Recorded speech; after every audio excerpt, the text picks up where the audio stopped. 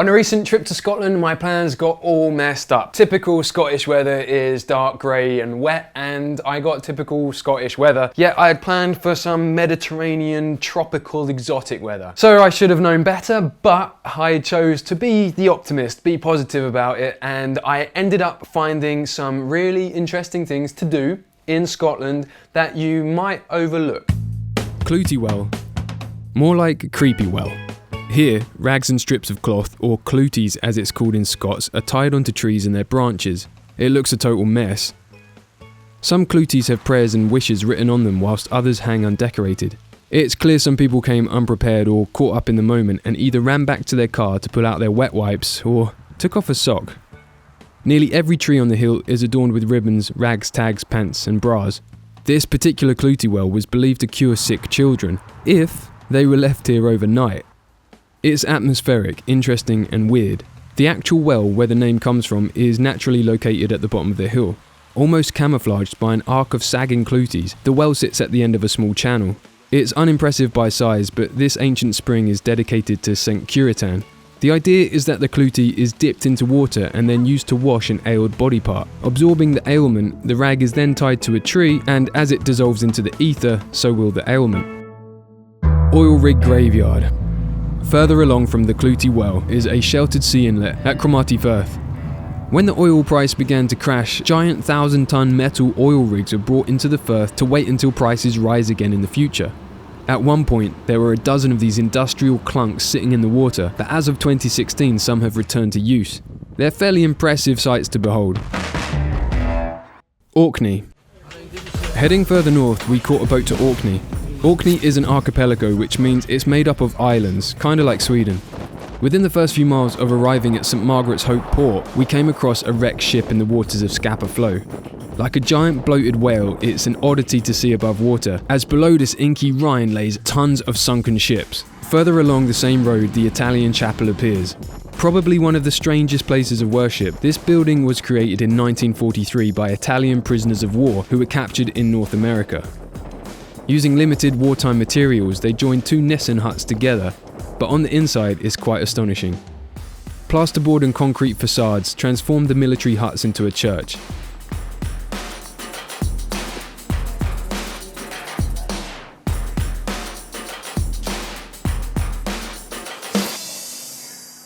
Next stop, Colwyn Hill.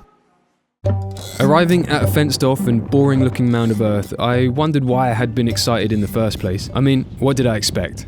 Until I noticed some idiot had left the lock off the entrance to this boring old mound. And then, in a box, I found a classic old clunky blue torch. But why was it there? Surely not to go inside? Well, the batteries didn't work anyway, so I ran back to the car and grabbed mine. But I put two and two together and it was time to explore. Now, I'm excited because this is something you would never find on the mainland UK. Too much health and safety bullshit. Squeezing into the narrow entranceway, I genuinely had no idea what to expect. The entrance opens up into a small chamber, high enough to stand in.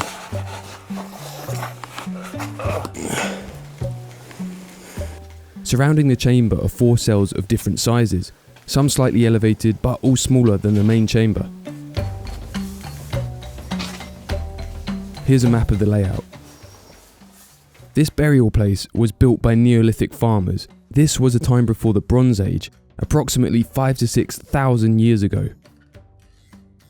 When it was excavated in 1901, there were 24 dog skulls and the remains of 8 people found in there.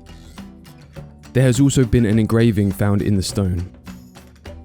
It felt exhilarating to be inside. The roaring of the wind was muted, the cold air no longer present. Just a warm, dark stillness. Above Colwyn sits a load of stone stacks made from the discarded slate from the quarry across the way. I haven't been able to find any information about them. I doubt there's any meaning or purpose other than art and expression, but who knows. Hoy. Hopping on another boat, we got to Hoy. Hoy is steeped in wartime history and played a pivotal role in both world wars. Within the first few hundred meters off the boat, we found abandoned torpedo depots. Nearby is a warhead examination room. This thick-set, stubby building, flanked by huge concrete slabs, used to be a naval examination room for testing shells prior to use. But you know what's even more awesome? There's no trespassing laws on Orkney. You're free to roam. Further down the road, less than a few minutes, we stumbled upon this. A derelict abandoned building. Doing research after I visited, I found that this is a GPO, or General Post Office, although it didn't look like what you'd expect. Ransacked and dilapidated, the building was still beautiful. At the rear, another bigger building in the same condition. This place looked like housing quarters. I've not been able to find any details on it.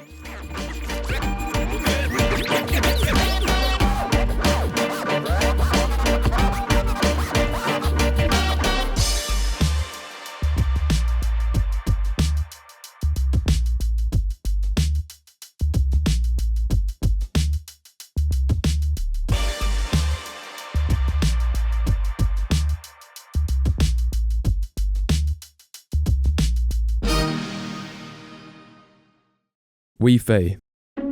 This ugly squat rectangular monster sits dominantly on a sparse hill. It used to be a naval communications and operations centre in the 40s. It housed a couple hundred women who'd work on the telephones, teleprinter and radio. Access is discouraged but hardly difficult. In the building was a cold darkness. Sodden clud muted my footsteps as I trod slowly inside, expecting and secretly hoping that the building would be hiding something sinister. Peering in each room, I expected to see some gaunt, pale creature, either dead or demonically surviving on the nosy wankers who come for a gawk. However, the only thing living here was the fungi.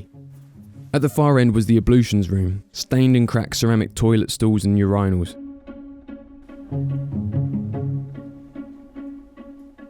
Adjacent was a staircase leading to the floor beneath. Stepping into the pitch black, I was pumped, breathing as quietly as possible. Eyes peeled wide and ears pricked. There were a lot of rooms that looked like they were used for administrative work. There was a large room with a blackboard on the wall, people's names and dates written on it, but who knows if these are accurate.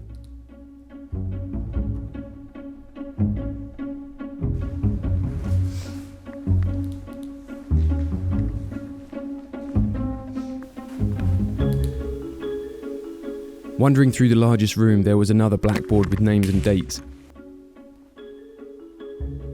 And in the middle of the room was a desk with a sheep skull placed on top and the spine discarded below.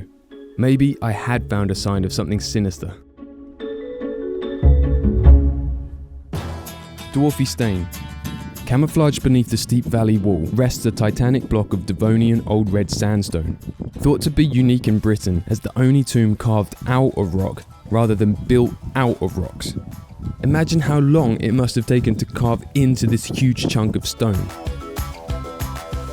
Its name comes from the dwarf trollid that legend says used to live here.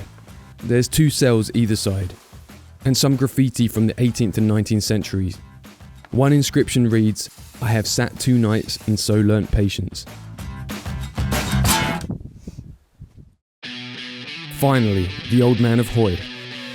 Following the classic footpath from Rackwick to the stack, seeing the old man peek up into view from behind the tapering path was a satisfying sight. As a rock climber myself, I've been aware of the Old Man of Hoy for a long time, but as a kid it might as well have been on Mars, it's so far away. I didn't expect to visit it. In fact, I didn't expect to be on the Orkney Isles at all. One spontaneous decision after another led to this point here. Anyway, the sense of scale of the old man took me by surprise. Gazing out at it, I felt as if it was an impossibility to ascend. But I knew that it was first climbed in 1966, and then, a year later, the BBC broadcast The Great Climb, a 3-night live outdoor broadcast which captured the attention of 15 million viewers.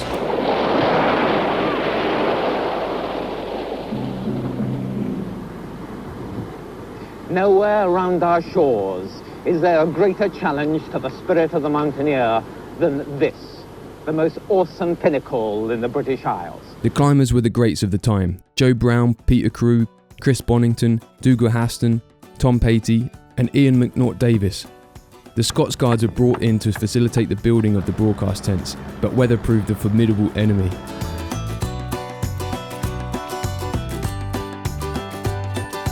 The climbers would split into teams and attempt 3 different routes, 2 of which were brand new.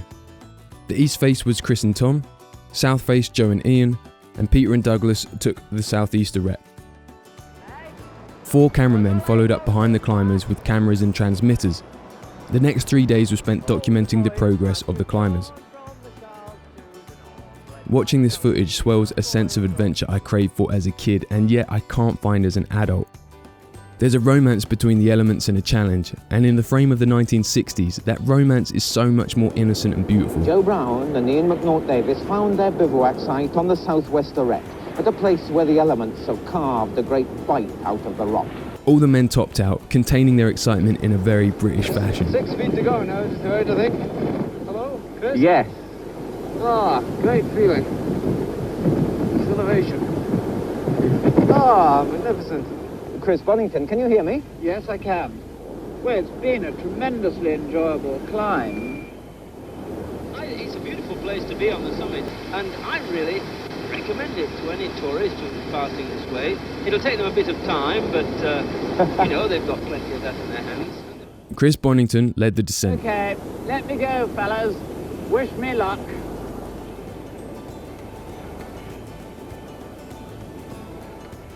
I spotted some gear in the rocks, but I'm not sure whether it's from the climb or from other events thereafter.